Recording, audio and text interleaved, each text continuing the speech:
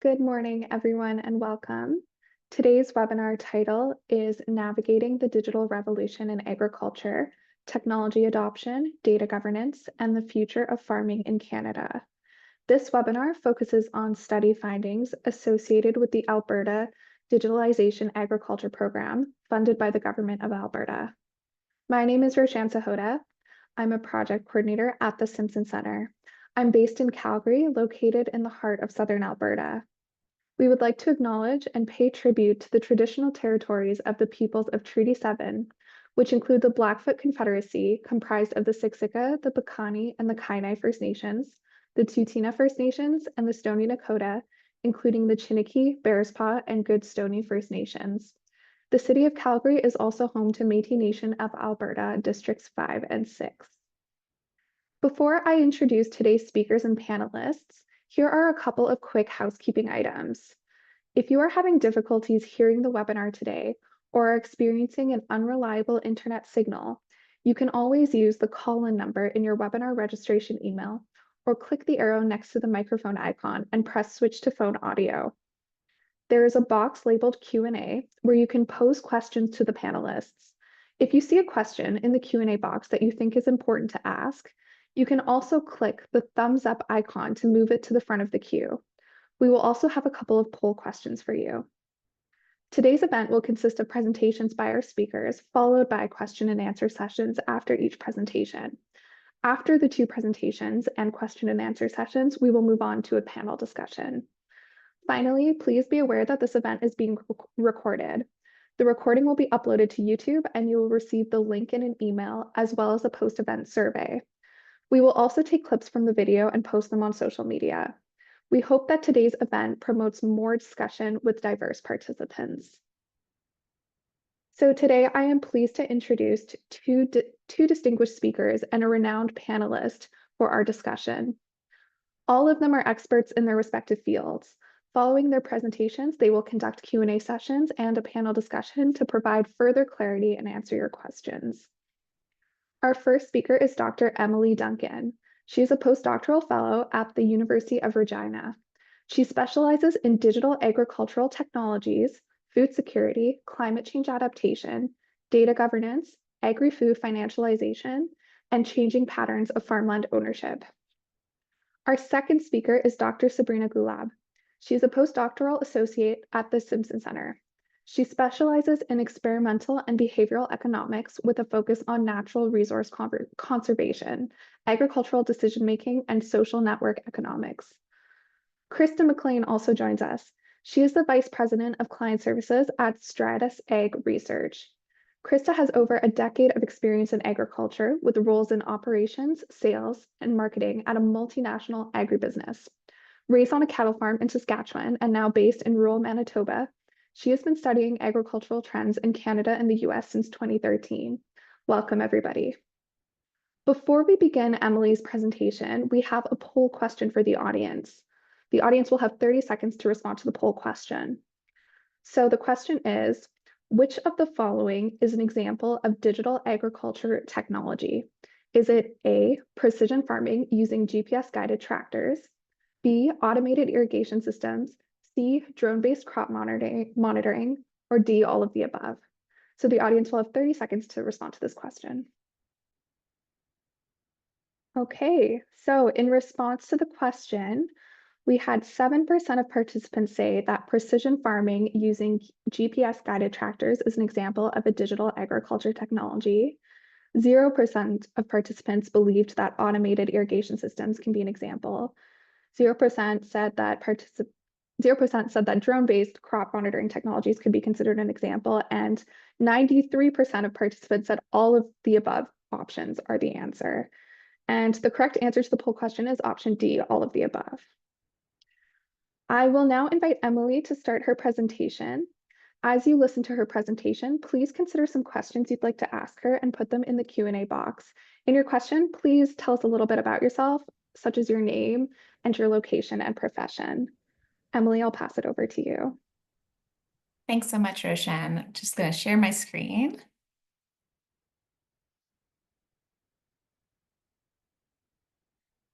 All right. Okay. Hopefully everyone can see the screen and can hear me well. So thanks so much for the introduction. I'm Dr. Emily Duncan. I work at the University of Regina, located on Treaty 4 territory and the homeland of the Métis Nation. I'm a SSHRC-funded postdoctoral fellow in the Department of Sociology and Social Studies. So for about the past 8 years or so, my research has really focused on the social consequences of digital agricultural technologies. And I've been answering questions like, what do new technologies mean for the daily lives of farmers in Canada? What are some of the benefits and risks of digital agriculture? And what are perhaps some of their intended and perhaps unintended impacts? So today I'll be presenting some of the work that I did during my PhD research at the University of Guelph. And so I was really fortunate to collaborate with lots of folks along the way for this research, including Stratus Ag Research, and you'll hear from Krista McLean at the end of the panel, as well as some other researchers, Sarah Louise Reuter, now at the University of Ottawa, Dr. Abdul Rahim Abdullahi, Dr. Jesus Polito Castanon. So lots of great collaborators on this, didn't do it all on my own. But to start, I'd like to really give you an overview of some of the highlighted results that I'll be sharing today.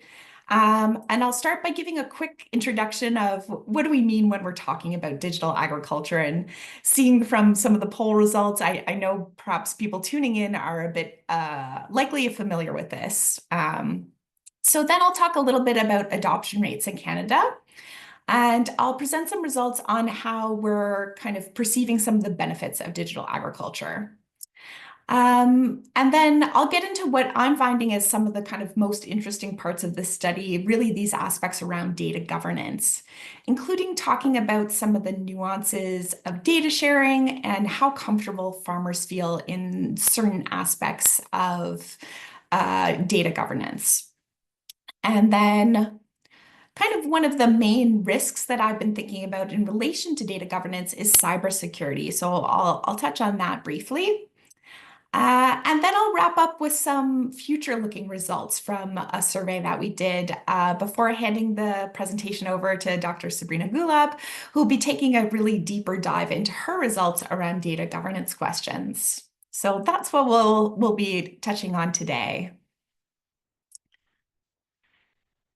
And so to begin, really this term digital agriculture, it's really used to refer to the use of big data in food production, and it can be used in kind of a combination of lots of other technologies, talking about IoT, the Internet of Things, blockchain technologies, AI, artificial intelligence, machine learning, cloud computing.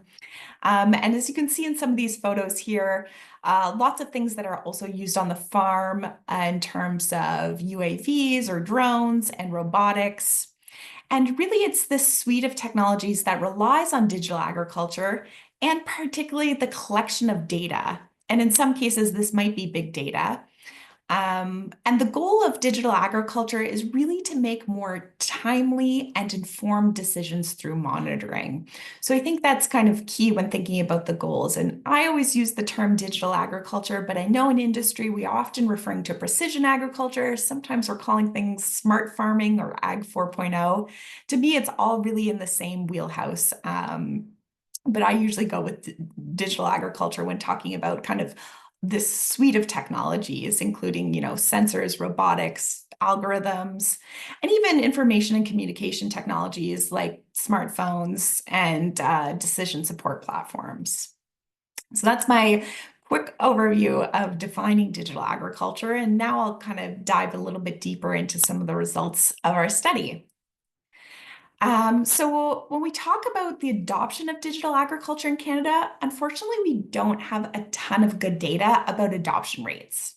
So in 2016, Statistics Canada added a question to the Census of Agriculture about adoption of some digital technologies. But then when they ran the census again in 2021, they didn't ask this question in the exact same way. So we don't really have kind of good longitudinal data of who's adopting what where. So then for my research, I really wanted to kind of dive into this a little bit deeper. So in my study, which ran in 2021, we surveyed 1,000 farmers across Canada. And we were really aiming for a representative sample, but in the end, our sample is a little bit overrepresented by grain farmers and by larger farms, so bigger farms than the average Canadian farm. So this diagram shows a little bit about the breakdown of adoption in our study, where we categorized farmers into high adopters and low adopters. So high adopters were farmers using technologies like variable rate application, decision support systems, and satellite imagery. And while low adopters tended to just use things like auto steer or perhaps some kind of computer program for managing their farm. So from this kind of complicated diagram, I really have kind of two takeaway points. So the first is that prior to this study, there was this perception from a lot of research on digital agriculture that adoption really happens low and slow. And in many ways, this is true. So a lot of the technologies associated with digital agriculture have been around for decades, but they've only recently been further developed and really kind of more promoted or hyped up as a solution to some of our agricultural challenges. So we were surprised by this number of high adopter grain farmers in our studies. And so this is a good sign for Canadian agriculture that we're seeing more and more farmers adopt technologies. So the second result I want to highlight is that while we wanted to gather information across sectors, this is still an area that we need to study more. So kind of this group of farmers, livestock farmers outside of cattle, we're getting more and more data around adoption with beef farmers and with dairy farmers, but for other farmers like pork, poultry, and other types of farming, including fruit producers, vegetable producers, we really still need to gather more data and perhaps really more specific studies about the types of tools that they use in these industries. So our takeaway is that this is really an area of future research for Canadian agriculture. So in another set of questions in our survey, we asked farmers to rank their perceptions of the relative advantage of using digital agricultural technologies. And so we looked at these kind of 5 qualities: quality of work, productivity, profitability, return on investment, and reliability. So among these, farmers were really more positive about the relative advantage of increased agricultural productivity. 55% agreed and 23% strongly agreed that the digital agriculture leads to an increase in productivity. Whereas on the contrary, farmers were more skeptical towards digitalization offering reliable returns on investment. That ROI piece is still a big question for a lot of farmers, with almost 18% either strongly or somewhat disagreeing.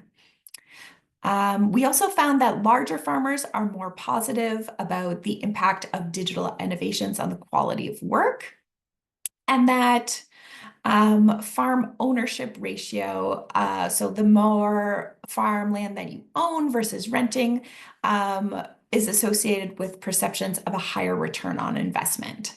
So looking at some of these kinds of things, respondents overall viewed the relative advantage of enhancing the productivity of farms more favorably, followed by profitability, improving the quality of work, reliability, and then finally that return on investment piece.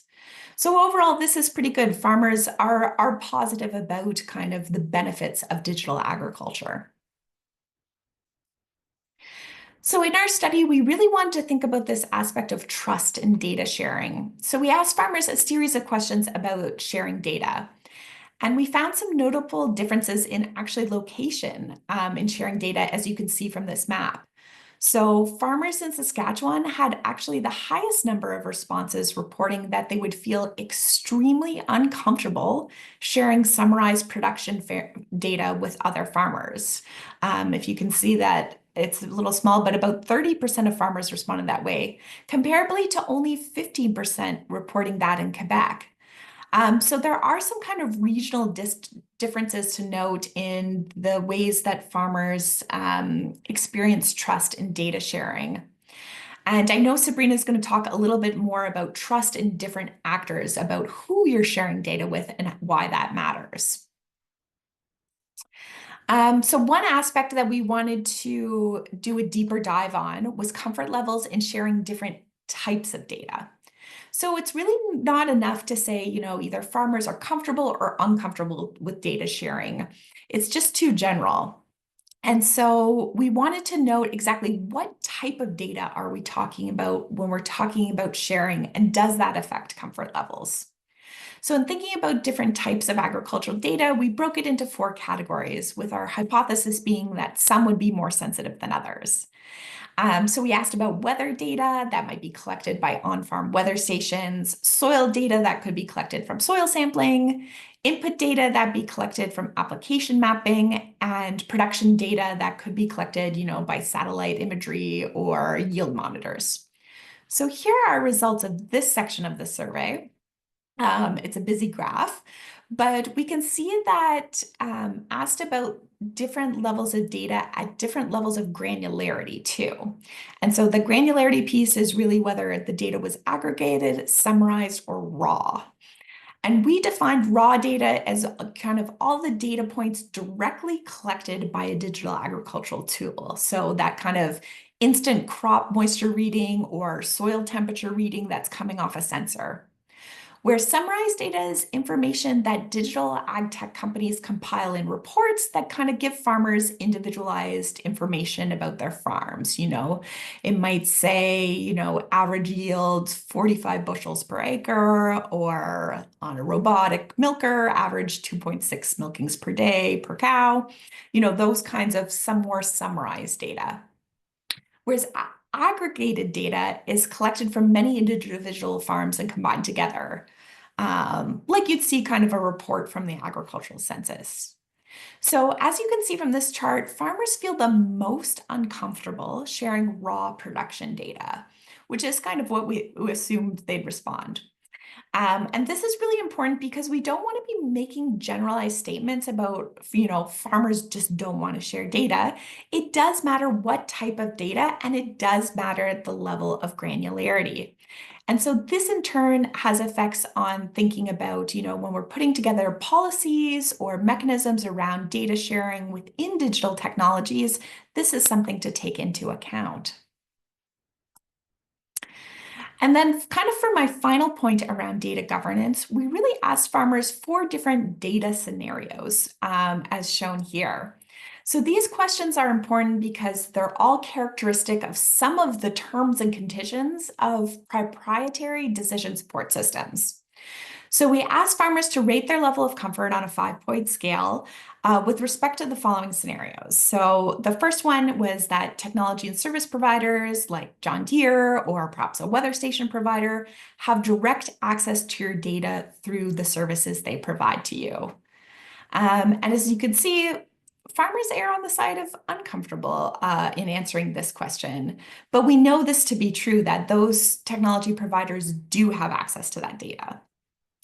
Secondly, once you start using a farm data platform, the company will have access to your data forever.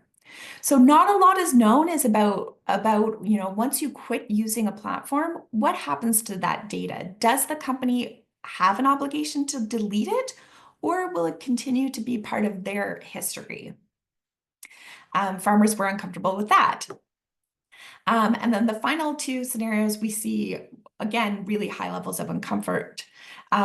Businesses using the data to make a profit for themselves without compensating you. So this issue around compensation for data sharing is really important, because we know that technology service providers are making a profit from the data that farmers are collecting on their farms. And finally, this point around aggregated data, including data from your farm, is used by some businesses to influence markets, such as product prices or land values. And farmers, again, are really uncomfortable around this. And some of my current postdoctoral research and future research is really looking into this, especially around kind of looking at how agricultural data is used in kind of farmland sales.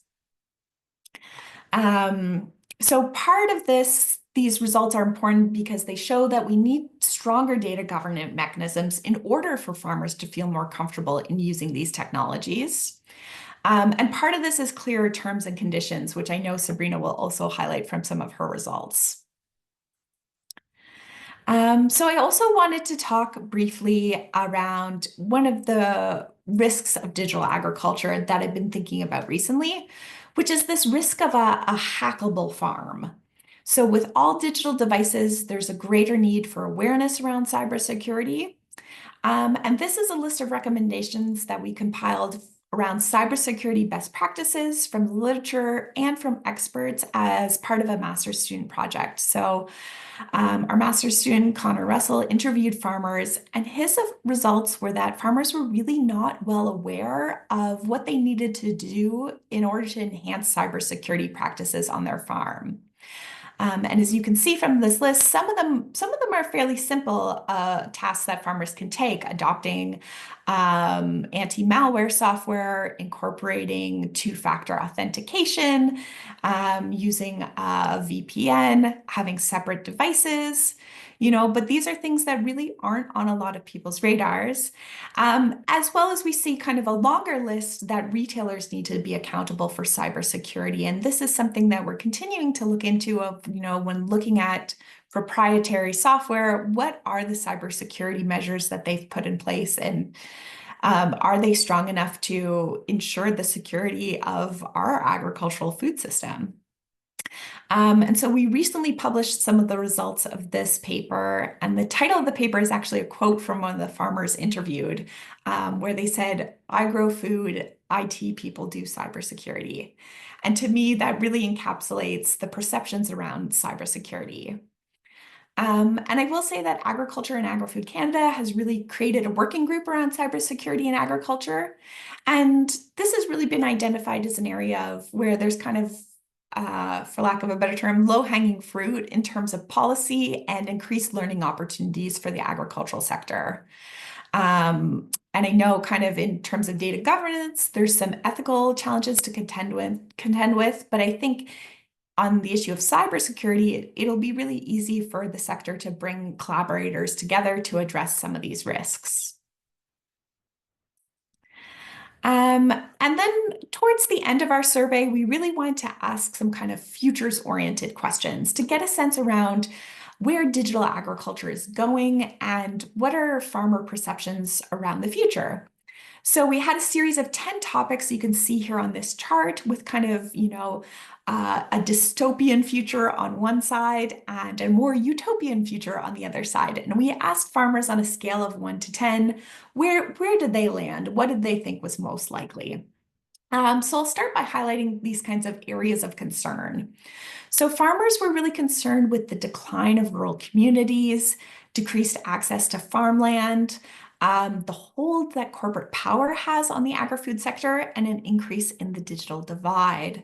So I think these are all kind of fair concerns, and they're really reflected in other aspects of our research, especially those data governance scenarios where farmers were concerned about technologies profiting off of the data that they're generating. We know that digital technologies are more widely adopted on larger farms, and we know that the farm size in Canada is increasing while the number of farms is decreasing. So we see digitalization in line with some of the trends around perhaps consolidation. But I will end on a note of optimism in that the other end of this chart, farmers are really more positive about the ability of digital agricultural technologies to solve labor shortages. They envision farmers and robots working in harmony together, and that digital agricultural technologies will be able to solve some of the environmental challenges within agriculture. So one thing to note about this is our survey was with farm operators, not farm workers or farm laborers who might have different perceptions about labor issues. But so far, at least, we don't really see digital technologies necessarily replacing farmers or even farm laborers, but rather changing the nature of the work, which goes back to that perception that farmers think that these technologies offer a relative advantagement in terms of quality of work. And I've interviewed many farmers who say tools like auto steer make the work of sitting in a tractor or combine all day so much better, and that they can focus better on monitoring crop conditions instead of trying to drive straight. So with that, I'll summarize just some of my key takeaways from today. First, that digital agricultural technology is being adopted in Canada, and we perhaps had more high adopters than we previously thought. Secondly, that farmers generally have positive perceptions about some of the key benefits of digital agricultural technologies in terms of, quality of work, productivity, profitability, reliability, and we're still trying to answer that return on investment question. I've highlighted that we need to have a more complex understanding of trust in data sharing, and that to take into account some of those data governance mechanisms. And that the high levels of discomfort that farmers have with some aspects of digital agriculture demonstrate that we need to continue to collaborate to address ongoing issues with data governance. We've identified that one area for future policy and more education within the sector is cybersecurity. And finally, that there's some aspects of digital agriculture that farmers perceive will worsen through these technologies, such as the digital divide, but also that there's cause for optimism around addressing labor and environmental challenges. So with that, I will say thank you so much for listening to this presentation, and I'll be happy to take any questions you might have. Thank you so much, Emily, for the excellent presentation. Now moving into the Q&A session, we will check if our audience has any questions for you. And we do have a first question asked by Patience Palmer, who is the program manager of CANE in Edmonton, Alberta. And the question is, could you shed some more light on renting/owning and ROI? Sure. So this is a really good question around kind of this rent and own ratio, which was one of the variables in our survey. So when we think about the return on investment, farmers are borrowing a lot of money in some ways to invest in digital agricultural technologies. We know the cost of new combines today is upwards of $1 million sometimes. And so farmers who have equity in farmland, and we've also seen farmland in Canada appreciate enormously. Farmland values have continued to increase over the past 5-10 years in Canada. So they have that equity to be able to borrow against to invest in digital agricultural technologies, and hence see them perhaps as a higher return on investment, as they're also kind of managing perhaps larger farms. Whereas farmers who are more still working to acquire farmland and dealing with these higher farmland values perhaps aren't able to, manage that aspect of farm business if they're putting more of their kind of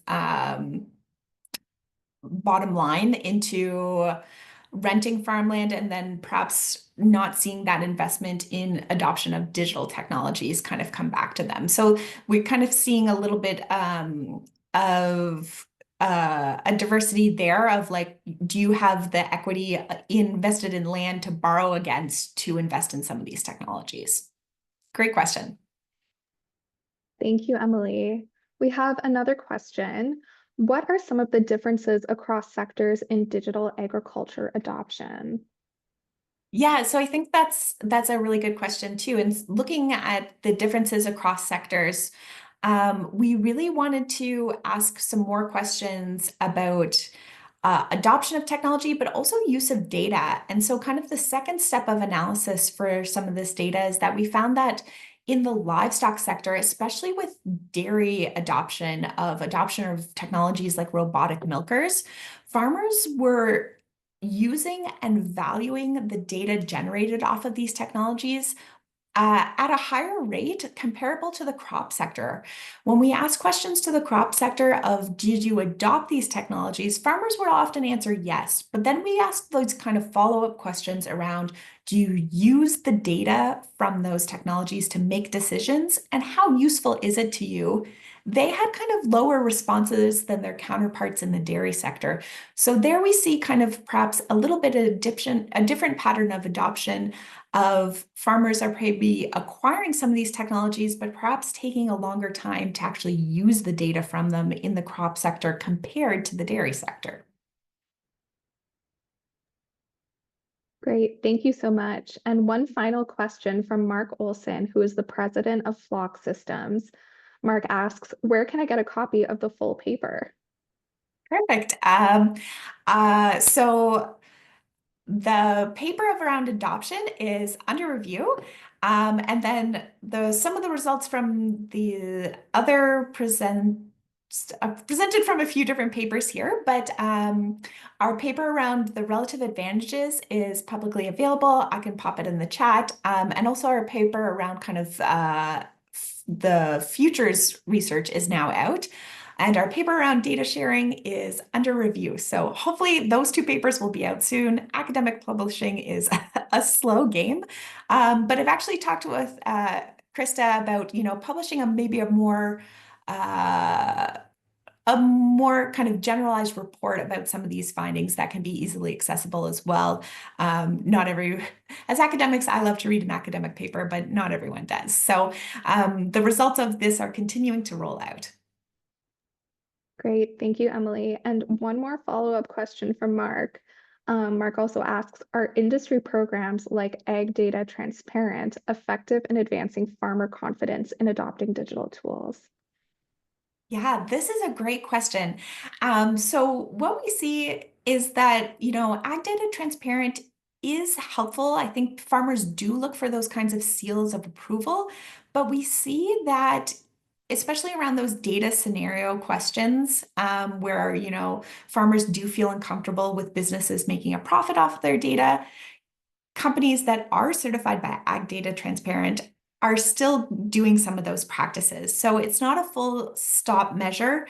And it is voluntary whether farmer or companies adhere to that as well. So what I think some of our recommendations is to have kind of a little bit more stricter standards and a more consistency around the types of wording that needs to go into those terms and conditions. So Ag Data Transparent is definitely a step in the right direction, but in Canada, I think to get to the levels of comfort that would help increase adoption, we could have stronger data governance mechanisms that kind of made it so that these kind of terms and conditions that are making farmers feel uncomfortable were more transparent, had consistent wording across the industry, and that we were able to kind of, collaborate on what that would mean so that farmers really have a clear idea of kind of the shared benefits and risks of using any digital technology. Wonderful. Thank you so much, Emily. This was such an engaging session. Any questions that we couldn't get to, we will consider them for the panel discussion at the end of the presentations. Thank you. So before we head into our next presentation from Sabrina, we'll do another quick poll question. So again, you will have 30 seconds to answer this poll. And the question is, which phase of agricultural evolution best describes the current shift towards digital tools and AI-driven decision-making? Is it A, mechanization, B, green revolution, C, digitization, or D, traditional farming? The poll question will be open for 30 seconds.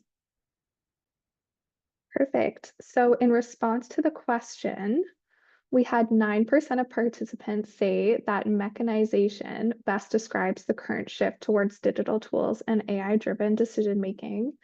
0% of participants believe that the green revolution is the phase that best describes the shift. 91% of participants think that digitization phase is the answer.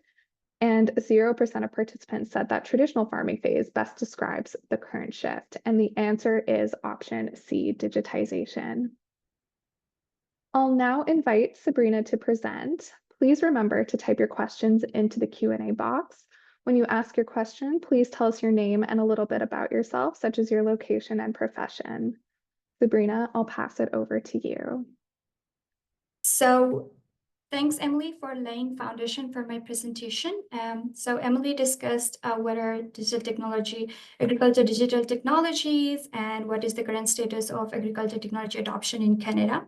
Here in my presentation, I will talk about the data use in farming, and we'll talk about beyond adoption, uncovering the drivers of data use in farming.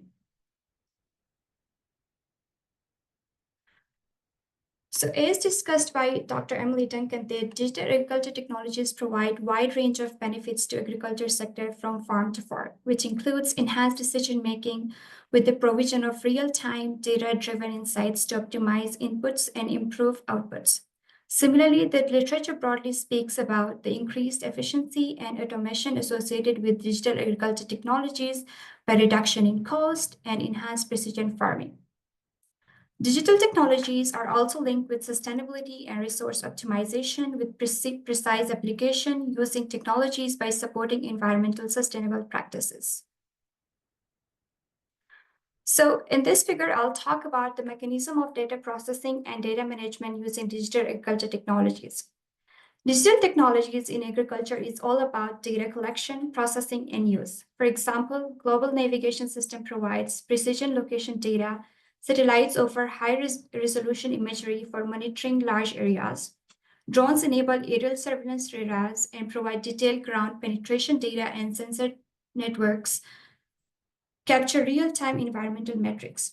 These technologies facilitate comprehensive data collection across fields, which is then analyzed and evaluated to map soil, crops, and yields, plan resource allocation, and optimize input usage, directly associated with increased farm profits.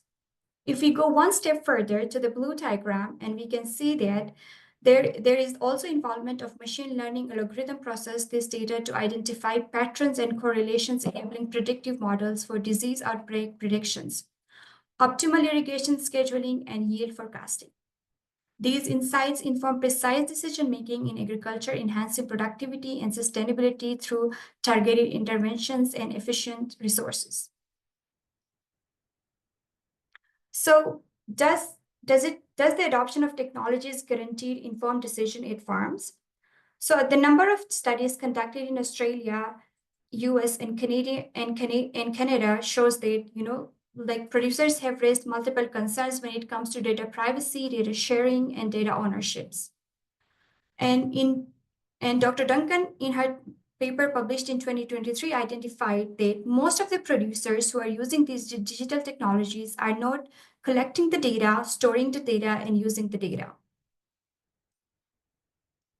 So where is the gap in the literature? So when we look at these studies, there is a lack of understanding of the key drivers influencing producers' decisions to use data from digital agriculture technologies in farm decision-making. Additionally, there is limited evidence exists on how behavioral factors shape these decisions. So in this study, we are trying to investigate that what are the key determinants that drive producers' behavior to use this data after the adoption or after the purchase of the equipment, and what determines the proactive behavior of producers in the process of adopting and using digital agriculture technologies, and what factors contribute to shaping producers' decision on using data in farming operations. So in this figure, I have tried to link a producer's proactive behavior with his behavior of adopting a technology, and then using that technology and using the data from that technology for farm decision making.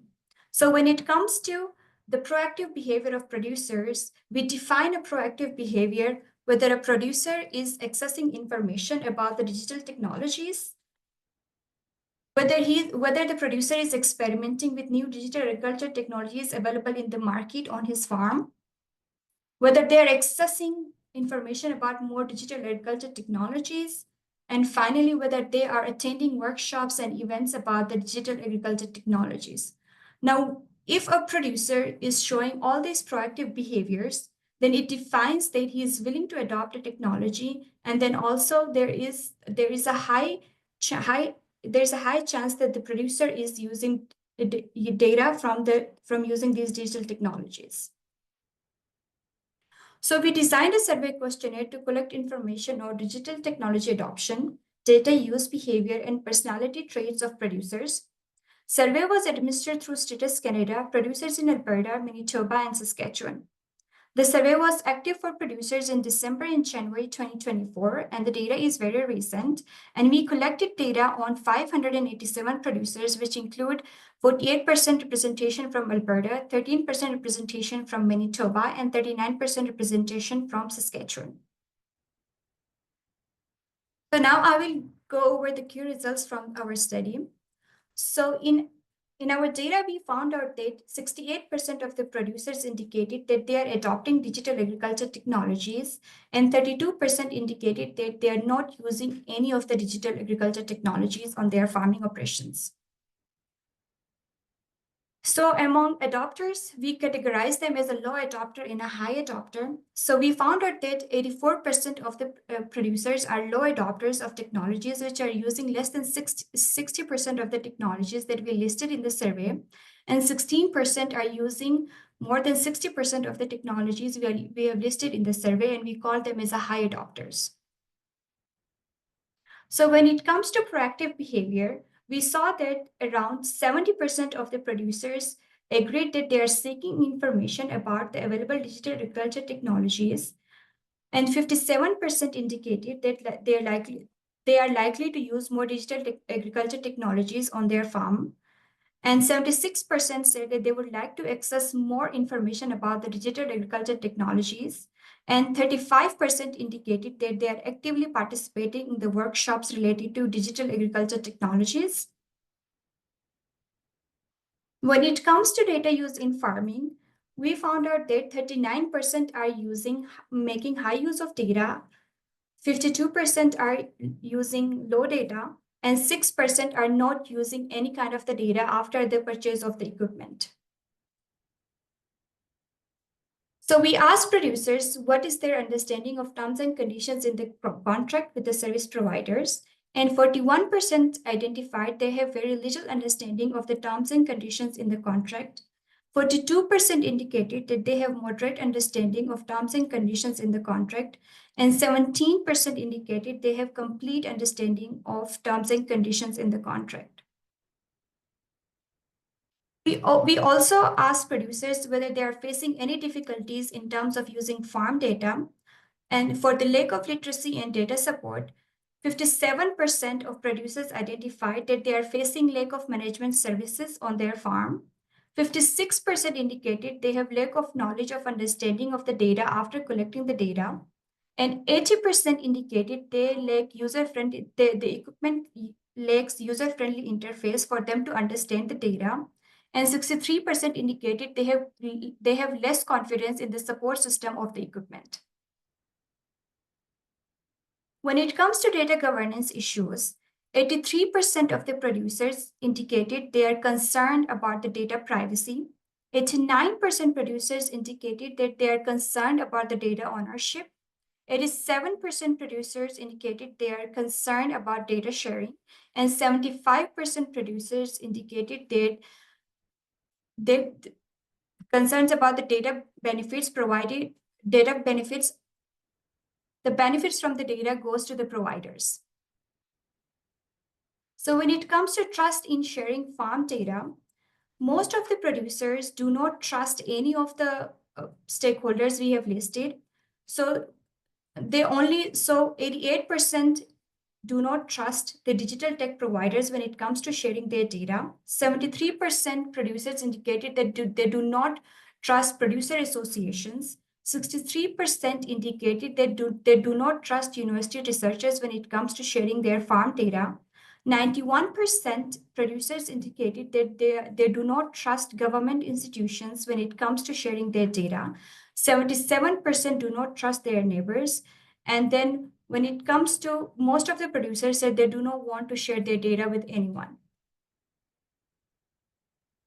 When it comes to sharing different types of the data, we saw that most of the producers disagree in terms of sharing any kind of data. But for the farm data, 79% disagreed that they do not want to share their data, and 91% producers indicated that they do not want to share their financial data, and 68% indicated they do not want to share their personal data. Finally, we asked respondents about their perceptions of policies and regulations.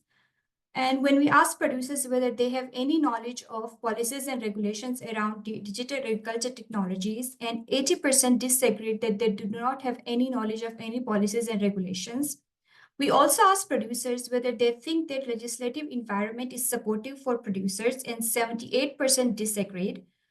When we asked producers whether they think that digital technology manufacturers exploit the environment of data sharing, of the data management, and 85% agreed that they think that providers are exploiting the environment. And when it comes to the government consulting producers around policies and regulations, 78% disagree that the government does not consult producers when they are making policies and regulations.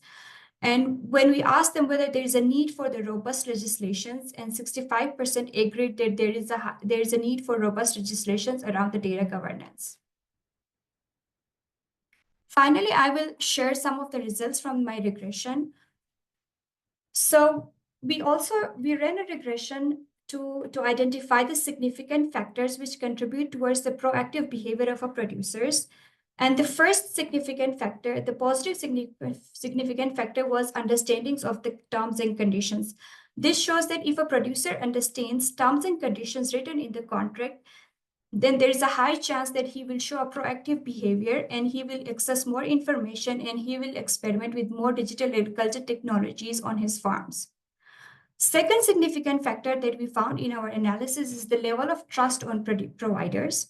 When there is a higher trust between producers and technology providers, there is a high chance that the producers are more likely to access the information about the digital agriculture technologies, and they will experiment and use more digital technologies on their farms. For the perceived benefits, if a producer perceives that there are higher benefits with adopting digital agriculture technologies, they will more and more access information and more actively participate in the workshops and use more technologies on their farms.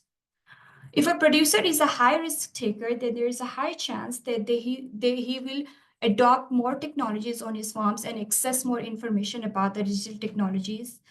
And if a producer feels that he has a lack of knowledge in terms of interpreting the data after the adoption of the technologies, then he will show less proactive behavior and will not use more technologies on his farms. And if a producer sees that there is a lack of user-friendly interface, then he will less likely that he will participate in the workshops, because he finds using technologies very difficult. So some of the key results from the study for the data use, we didn't find any significant relationship between the data concerns and legislation around data management and data use. And lack of knowledge on interpreting data and support from service provider decreases the probability of data use by 6.3%. And proactive producers are 15% more likely to use data. Producers who perceive digital agriculture technologies are riskier. They are 9.6% less likely to use data on their farms. And if a producer is a high adopter and he is using more technologies, more digital technologies on his farms, 17.8% probability they're using data on their farms. If service providers seek consent from producers before sharing their data, the probability of producers using data increases by 10.4%. So first, we found out in our study that the role of knowledge and support from service providers is very crucial when it comes to using data after the adoption of an equipment. This highlights the importance of capacity building efforts, training programs on data use and data management, and workshops to enhance producers' confidence in handling agricultural data. Second, we also found out that the proactive behavior encourages data use. This aligns with the behavioral economics theory, suggesting that individuals who take initiative, plan ahead, and actively seek information are more likely to engage in innovative-driven activities. Encouraging proactive attitudes through peer learning, advisory services, and participatory technology trials could further enhance data utilization in agriculture. Third, perceived risk of digital technologies is a barrier. So these findings suggest that uncertainty regarding technology performance, data security, potential financial losses discourages producers from fully integrating digital tools into their operations. Addressing these concerns through better risk communication, transparent data policies, and demonstrations of technology benefits could help alleviate fears and encourage adoption. Fourth, the importance of seeking producers' consent is very important before sharing their data. This underscores the importance of trust and transparency in data governance. Producers may be more willing to engage with digital system when they have control over their data and understand how it is being used. Strengthening data sharing agreements and privacy assurance could further boost confidence in using agriculture data. Finally, we did know, although there are a lot of concerns around data governance, but when it comes to data use on their farms, we did not find any significant impact of the data concerns on the data use on their farms. Some of the recommendations from our study. So increasing the number of field demonstration for digital agriculture technologies by service providers to promote awareness and adoption. And develop and support for knowledge dissemination and exchange among producers, researchers, and service providers is also very crucial. Organizing events and initiatives that foster trusted relationships between service providers and producers, encouraging the exchange of information and best practices. Finally, improving access to information regarding data ownership, usage, and governance to build trust and encourage data-driven decision-making in agriculture. Strengthen the inclusion of producers' voices in policy documents is also very important to ensure their perspectives and concerns are addressed. And finally, promote better understanding of policies and regulations that govern data protection, ensuring producers are informed about their rights and responsibilities. Thank you, everyone. I'm happy to take any questions if audience have.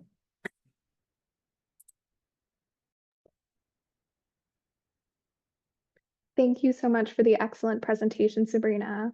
We'll now move on to the question and answer session. First, we'll just check if there's some questions from the audience from you. And we have one initial question from the audience. Could you please share the paper's link?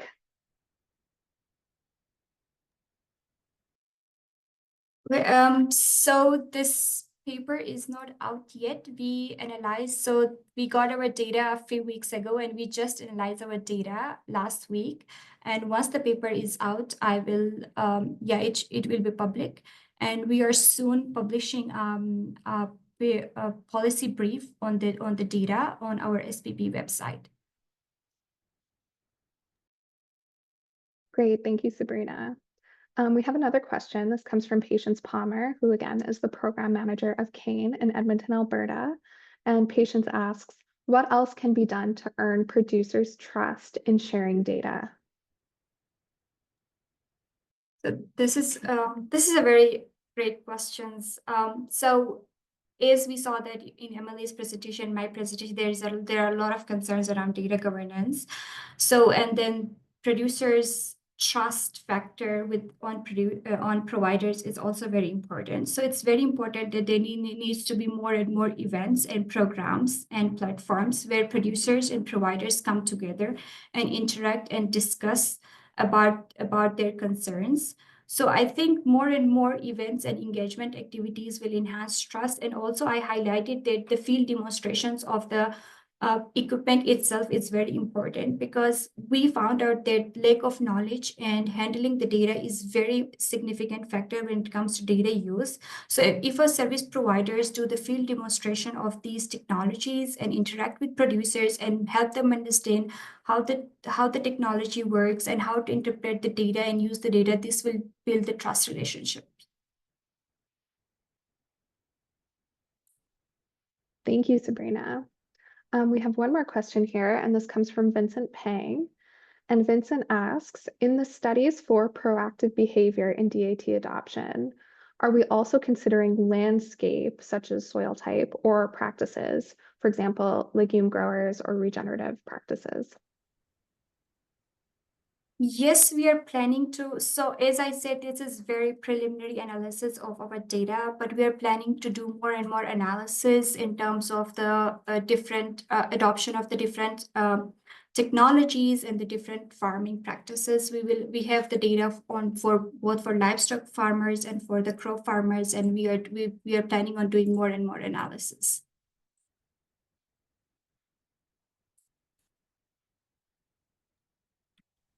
Great. And we have one more follow-up question here from the audience, from David Burns.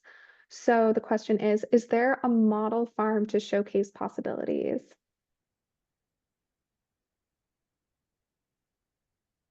Sorry, Roshan, can you repeat the question? Is there a model farm to showcase possibilities? We do not have any. We don't have anything currently. I think Old College does, and then also with Emily, they also have a testing field where they do the demonstrations. Yeah, so this is what I have right now. I have the information right now. Old College and the Emily itself, they do. Great. Thank you so much, Sabrina. This was such a great session. Any questions that we were not able to ask Sabrina during this Q&A session, we'll consider them for the panel discussion at the end of the presentation. Thank you again, Sabrina. So thank you to all of our speakers. We will now move into the panel discussion, and we will be joined by Krista for this session. Her insights as a practitioner will undoubtedly add depth to our conversation. For the audience, please continue putting your questions in the chat. Tell us your name, a little bit about yourself, such as your location and profession. We have a few prepared questions to start us off, and then we'll take questions from the audience. So again, please put those in the chat and be sure to upvote the ones that you'd like to see addressed by the panelists. So starting out, we have a question for Emily. Given the current geopolitical situation, what does this mean for data governance in Canada? Sure, this is a great question. I think is top of mind for a lot of people who've been following the news over the past couple of months. In Canada, headlines are saying that we are in a trade war with the US. We know that when it comes to data governance, now is kind of the time where a lot of these kind of issues are coming to light, whereas researchers like myself and others have kind of been flagging these things over the past several years, that we need to be attentive to where our data is stored, and that data from Canadian producers is stored on Canadian servers. And so this is something that producers, I think, are starting to think about as all of this kind of news comes to light around how do we protect our Canadian agricultural food sector? And so whether the proprietary kind of service providers you're using, whether it's robotic milking machines from Daily or if you use Climate Field View, where is your data actually stored? Because when we go into trade talks, and we know this came up with the last renegotiation of NAFTA, that dairy producers in supply management was really on the line with those negotiations. Who knows what the next set of negotiations around free trade in North America is going to look like. I mean, it is the end of free trade in North America. And so when we think about protecting our industry and protecting the data that represents our industry, this is a real issue around cybersecurity and data governance. So I think that this is a time for the Canadian agricultural sector to really come together and collaborate around what are those solutions and making sure that our data is secure. Great. Thank you so much, Emily. Our next question is for Sabrina. And the question is, how do the behavioral factors influencing conventional technology adoption differ from those affecting digital technology adoption? From my experience working with the conventional technology adoption with US producers and here with the digital technology adoptions with the Canadian producers, I do not see any difference in the significant factors. But one thing that is involved with the digital technology adoption is the data use and data privacy and sharing. So if a producer is high risk averse and he will not adopt technology for sure, but with the accessibility of the information, his behavior to adopt technology increases. But when it involves the data privacy and data sharing concerns, then it again hinders his behavior to adopt that technology. So of course, data involvement of the data with the digital agriculture technologies is again a very crucial factor, and it's very important to integrate when we study the barriers of the technology adoption with the digital agriculture technologies. Other than that, I do not see any significant difference between conventional technologies and digital technologies. But then the involvement of the cost is Emily in her presentations and multiple studies identified that ROI is a very significant factor when it comes to barriers and factor for the technology adoption. So cost is again might be a significant factor, but again there are no difference. Great. Thank you so much, Sabrina. Our next question is for Krista. The question is, in your experience, what have you seen the industry is doing to address farmers' apprehensions regarding data privacy and maintaining ownership of their data? Yeah, thanks, Roshan. So I didn't have a chance to present any of the findings, but so Stratus Ag Research, just to give everyone a little bit of background, we have been doing a survey, an annual survey of North American farmers in Canada and the US on their data management practices and how they're utilizing different software platforms that are available from industries, several different industries, and how that, what their perceptions are of those platforms and such. And so as part of this survey work, we've been looking at trends, started this about 2017. So we've got a pretty good trend line and understanding how that's working. And one of the things, and Mark Olson actually in one of the questions earlier had brought it up, was ag data transparency. And that seal of approval, and that is one thing that the industry has done. And of course, not too sure how long ago, but as Canadian, it was certainly started in the US, a number of producer associations that started it, American Farm Bureau, Soybean Association, a Producer Association, corn and such. But the Canadian farmers, I think it was the Canadian Federation of Agriculture actually, has now signed on as well as a farmer member panel, or a member of the farmer-led organization. And so I think two things with that, and one, it's farmer-led, so it's been the farmers that have driven the core principles of ag data transparency, which is really important. And then we've seen a number of the companies that are managing these data or have these platforms in place that have signed on to those principles and have become and received the seal of approval. So, you know, I think of companies like FCC in Canada, equipment companies like John Deere, someone else mentioned Climate Field View. So a lot of these companies have signed on to be members or to have the seal of approval of Ag Data Transparent, which is great. So I think the industry is doing a lot. One of the concerns that I have, though, is when we think of farmer awareness, less than 10% of farmers are aware of what the Ag Data Transparent seal of approval means.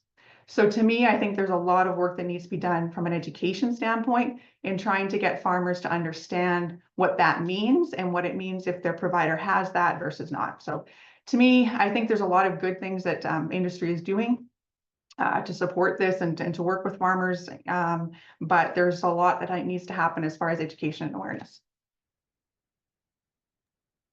Thank you so much, Krista. Great to hear your insights on this.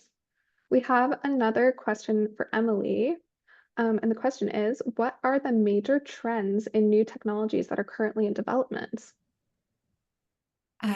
Thanks for that. So something that I'm really excited about, and some of my future research will continue to look at, is looking at these trends in, you know, as we continue to develop digital agricultural technologies more and more, what are some of the new features or new applications of digital technology? And one of them is really around climate change mitigation and putting more sustainability metrics into some of the digital technology tools that farmers are already using and adopting. So how can we take the data even further to better showcase the, you know, environmental practices that farmers are doing? So I know FCC is in kind of beta testing, adding in climate soil sequestration into their platform and trying to get some estimates around, you know, if you do adopt practices like no-till, how much soil are you sequestering, and can we actually collect data about that from your specific farm? And then from that, then we can start to highlight, you know, on an international stage, how sustainable Canadian agriculture is. So to me, that's really exciting when we think about, you know, what are some of the future future possibilities of digital agriculture. It is about profitability and productivity, but at the same time, that kind of future-oriented piece that farmers had highlighted in our survey about being optimistic about solving environmental issues. The more data that we can gather about environmental factors and the impacts that certain practices that farmers are already doing are having on the environment, I think can really help farmers perhaps become even more profitable if those practices become incentivized. Then you can really prove with your data, look how sustainable my farm is. But also just from a marketing standpoint of thinking about our export-oriented agriculture, that our farmers are adopting the best practices and really making a difference when it comes to trying to address issues that are impacting the sector like climate change. So I think that will be kind of an important trend to look out for in the future. Great. Thank you so much, Emily. We have another question here for Sabrina. And the question is, what further research recommendations would you suggest around digital agriculture technologies?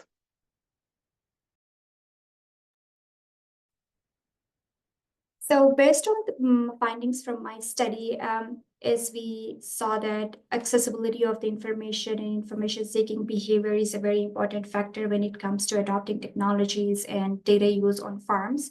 So I would like to see more and more research how the relationships of the producers and the structure of those relationships and composition of those relationships, and then how their personal social networks impact state information seeking behavior of producers and eventually impacting their technology adoption behavior. And additionally, I would like to see how different institutions play a different vital role in the technology adoption behavior of producers, like what is the role of the extension services? What is the role of agronomic advisors, and what is the role of different government institutions in shaping the producers' decisions when it comes to adopting technology and decision making? So there needs to be more and more research for the social factors and institutional factors. Great. Thank you so much, Sabrina. And then we have another question for Krista. What can you tell us about how farmers are implementing digital ag tools on the farm? Yeah, thanks so much, Roshan. So I think there's been, a few different perspectives, and we've seen some data here already from Dr. Duncan and Dr. Gulab. One of the things that I just wanted to kind of, I guess, consider and think about a little bit as we start to think about technology adoption on farm, and that's to think about as a representation as a percent of production. So, whether that's acres as a metric, whether you think about, livestock produced, milk produced in the adoption of technology or what have you. And the reason I challenge that is because in our research, certainly, and maybe not surprisingly to most, but we do see that, larger producers, those who are managing larger operations, tend to be adopting digital technology specifically more than, say, a smaller producer. And so much of the time we're thinking of this data as a percent of producers. And I think that that's good in some factors. And certainly when we think about socio-economical things, I think about communities and rural areas and all those types of things, definitely. But when we're thinking about measuring climate impacts, or we're thinking about, measuring from, trade, all sorts of different things that you start to talk about, if we're developing policy, we need to be thinking about productiveness and how those technologies are actually impacting the productive nature of what we're producing, I think, in Western Canada. So that's some food for thought, I think, as I talk about technology and adoptions and stuff like that, just from my perspective, because what I've seen, again, we've been looking at these trends since 2017 till now on an annual basis.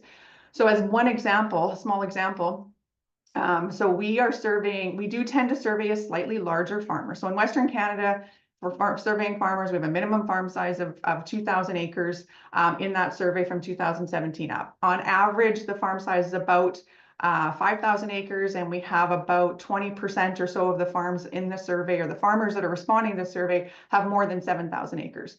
So do know that that's the data that I'm thinking about. I think that's also important whenever anyone's thinking about data. And, again, Dr. Duncan and Dr. Gulab have done a good job of that. already, Dr. Duncan has talked about the underrepresentation of females and those types of things in the survey. So I think that is important always when you're thinking about stats and you're thinking about adoption of digital ag technology, is think about who you're talking to, understand those different demographics.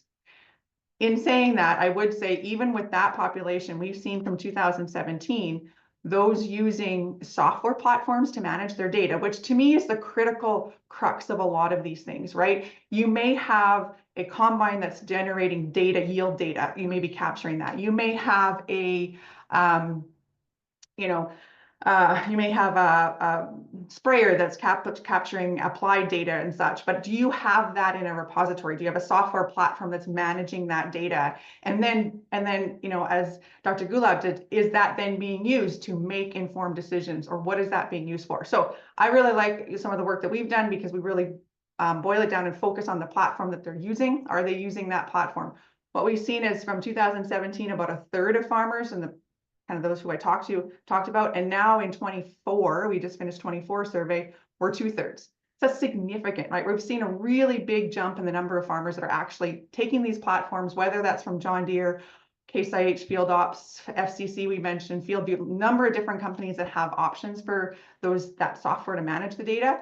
But we've seen basically a 2x in the use of that. So I think that's a really great news story as far as when we think about adoption. I love the low tech, high tech, that, we looked at some of that data. I think that is exactly it, because just because you have it and it's sitting there, the use of it, certainly we see limitations in the use of it. But the fact that they've got it into a place, I think, is a really good news story. Our data would also support that right now farmers are they're making more informed decisions. So I think Dr. Gulab referred to that as, that's one of the benefits, is are they using the data? And so that is most frequently what they mention as the benefit. The opportunity, or what they see as the most important benefit that they're not getting today, is that opportunity for a reduction in costs, right? As the economics start to come in, are they actually going to be able to, reduce their costs or produce more output? It's the ROI, the Dr. Duncan. I think those are the things where they're certainly still seeing some gaps. But I think there's still a lot of hope out there that we'll get there. So yeah, so when I think about, so I just want to kind of add that from my perspective, when I think about adoption, think about a few things. It's the who. I think we need to think about, from policy anyways, I think we need to think about the difference between percent of growers. Some policies that's maybe important, but sometimes it's important to think about it as a percent of the production that's actually coming out as well, and how much of that is being influenced by technology. Great, thank you so much, Krista. We have a question from Mark Olson, and I would like to open this up to all of our panelists to give their insights. So the question is, a key and largely overlooked issue in this is the rural-urban divide. Digital ag tools tend to be built, supplied, supported, and much of the benefits go to urban areas. How do we resolve this?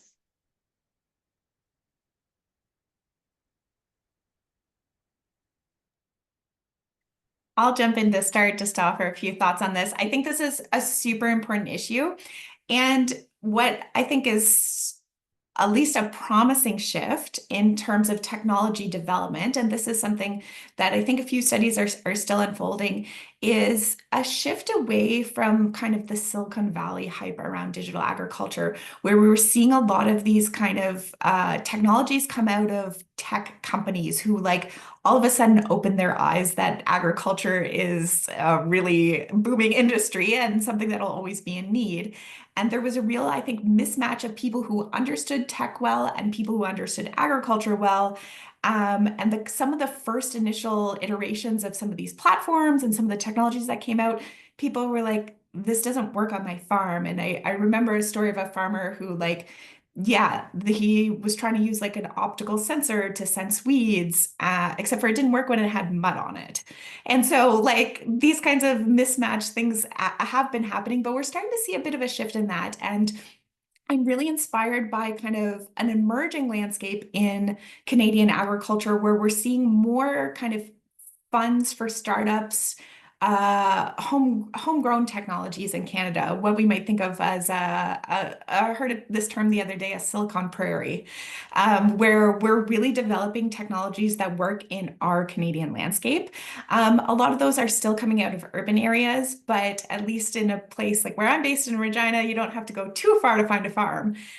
So I think that kind of getting that connection better between getting people on board developing these technologies who come from a farm background, who understand the industry well, we're seeing that shift now. And I think a better development of technologies that actually answer the questions and problems that farmers are facing rather than what people might imagine those are. And I was just going to jump in here quickly, sorry, Rashan, just to build on what Dr. Duncan said, is I think there are some, you know, and I've, you know, don't know a lot about them, but have certainly been involved or seen some of their work. It's the Smart Farm Network that's happening across Canada. I think when, you know, Olds College, you mentioned Emily here in Manitoba, where I'm based. And I think that that is also really great where they're enabling those who are developing technology or have great ideas or who are coming up with it, whether they're from urban farms themselves, or sorry, they're from urban centers or they're from farms themselves. But if they have a concept that they really think will do it, they're allowing that to test on a commercial farm. This needs to, you know, and that I think is, you know, at least what I've experienced, seen and heard, I think that is a huge step forward, right? So you're not just test plotting things anymore. You're actually working, you're actually implementing technology on a working farm before you try and take it to a working farm that has one season to produce what they want. They can't be dealing with issues of technology. Certainly I know some farmers that are great at doing it, but for the most part, they can't. So I think having those commercial scale size farms where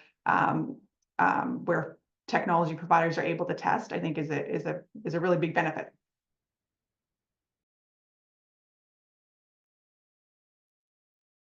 Thank you both.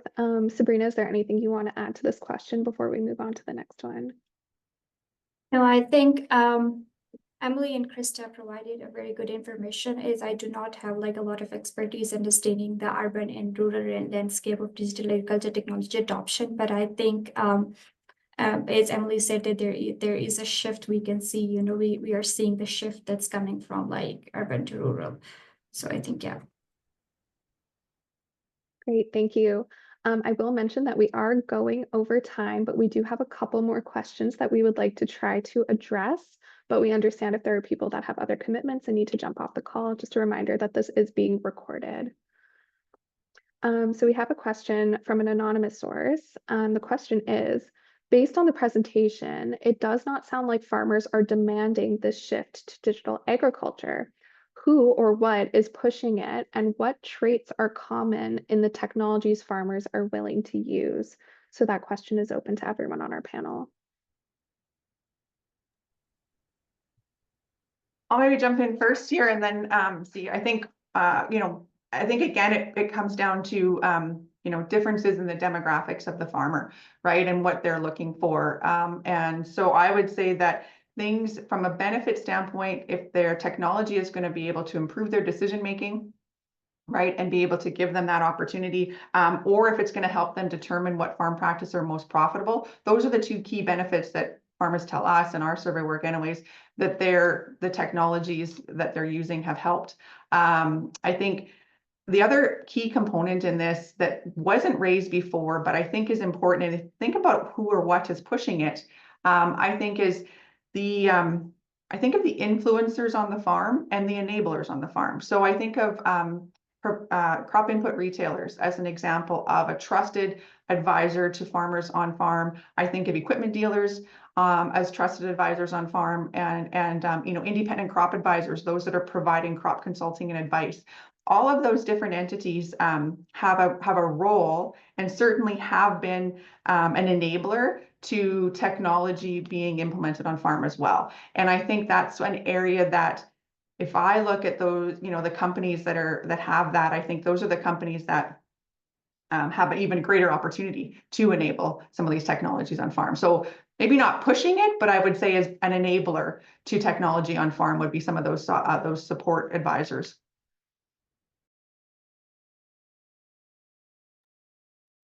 I'll jump in here too. I think when we think about kind of the traits of the technologies themselves is important to think about. We talk about technologies as either kind of embodied technologies or information intensive technologies. And the embodied ones are ones that are super easy to adopt in the sense that you're not really changing your practice as much and it kind of fits in easily with what you're already doing. A technology like auto steer, right? Whereas an information intensive technology is something more like those decision support platforms where, as a farmer, it's a new skill to sit down and sit through that data and be on your computer and look at the maps and try to interpret what that means. And I think Sabrina really touched on that kind of of like that data literacy piece is really important. And farmers who are more data literate are going to use those more information intensive technologies. The other piece that I'm thinking about in terms of who's really driving digital agricultural adoption that we didn't touch on in the presentation is a little bit of the kind of larger landscape about the role of food retailers. So when we look at different kinds of products that are on our shelves in the grocery stores, food retailers are really looking to differentiate products. And we see that with things like the no GMO labels, which are not always controversial and don't really inform people well about that issue. But you do also see more types of sustainability claims, which I do think are important, of like, this product, this box of crackers was produced with 30% less water. Well, for a company to be able to say that, they need to be buying products that come with data.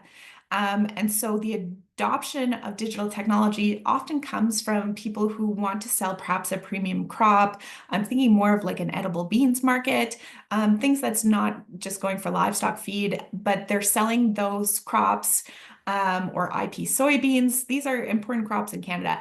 And they're not only selling the crop, but it comes with the data about how that crop was produced. And in that is a driver of technology adoption. So farmers want to be able to capture that data to capture those markets so those food retail companies can make those types of sustainability claims. So we're seeing along the supply chain different lever points for the adoption of digital technologies. I'll jump in here too. So digital technologies come with a lot of data complexity, we saw in the presentation, and it requires a lot of like knowledge to understand the data, interpret the data, and then take farm decisions based on that interpretation. So of course, we require a lot of like platforms and workshops where producers attend those workshops and understand how it works, and also like it requires a lot from the support service providers. And also, like whenever a producer feels there feels any difficulty when it comes to understanding the data, there needs to be customer service for the producers to understand the data, which is again like support from the providers. And if this is missing, so this will eventually discourage producers to adopt more available technologies, more digital technologies in future. So it's very important. So the trend is going in there towards the adoption, but again, with the involvement of the data concerns and governance issues, it's pretty slow. But then again, we need good regulations where they protect privacy and ownership of the producers so that eventually they'll feel confident enough to adopt these technologies and then use data for their farm decision making.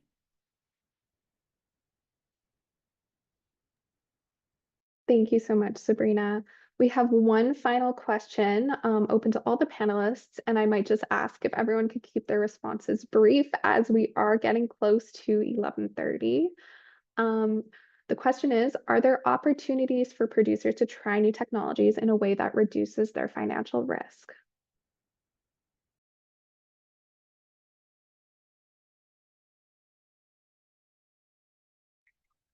I'll jump in here. This is a hard one, I think, for digital technologies because the technologies build on themselves. The more data you collect, the more you can kind of get a better picture of your farm. So just because you adopt one piece of technology, you're likely to adopt kind of the next thing or down the chain to get a better picture of that data collection. So in that way, I think it is hard for farmers to reduce risk. And we're seeing kind of risk management is a key theme in the Canadian agricultural industry. Where I would say that there are opportunities for education is through some of the initiatives that we've mentioned. Emily in Winnipeg, these networks of smart farms, researchers like ourselves who are trying to better understand these trends and then share that information with the industry. I see a lot of it kind of these conversations come up at farming conferences. So I think it's about kind of sharing information that we've learned. It's really hard to actually kind of get your feet wet with digital technologies because you need to collect data for a couple of years to actually be able to make good management decisions from them. So in that way, it is a hard technology to adopt.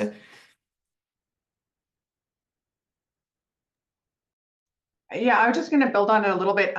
Certainly cost or the perception of cost is a barrier, and I think the one thing I would just encourage farmers sometimes is as Emily mentioned, is just to start to gather your own data and actually the systems in place, and again, whether that be something like a field view or Ag Expert Field. I mean, you have to evaluate which one you'd like to use, but a lot of the actual platforms to gather the data are not that expensive. And so it becomes, and some of them aren't, and I shouldn't say some of them, most of them allow you to input data that's not necessarily has to be from, a fancy new machine or those types of things. It's just you inputting your paper records, which are very, certainly widely used, into a digital system. That's kind of the starting place. And then once you have some of that, then as Emily says, I think a lot of these things start to build on that after that. It's starting with the record keeping, though, I think, and starting to have the data available to you, that then you can start to say, okay, what can I look to add on to that as far as some of the technology goes. But as far as actual financial ways to reduce costs of equipment and those types of things, out of my area of specialty. So Thank you so much. We do need to wrap things up here. So I will say a big thank you to Sabrina, Emily, and Krista for sharing your knowledge and expertise with us today. To all our participants, thank you so much for your engagement and participation. You will receive a link to the webinar recording as well as a post-event survey. And you can go to the Simpson Centre website to subscribe to hear more about upcoming events and receive our monthly newsletter for information on research about Canadian food production. Thank you again, everyone, for joining us today.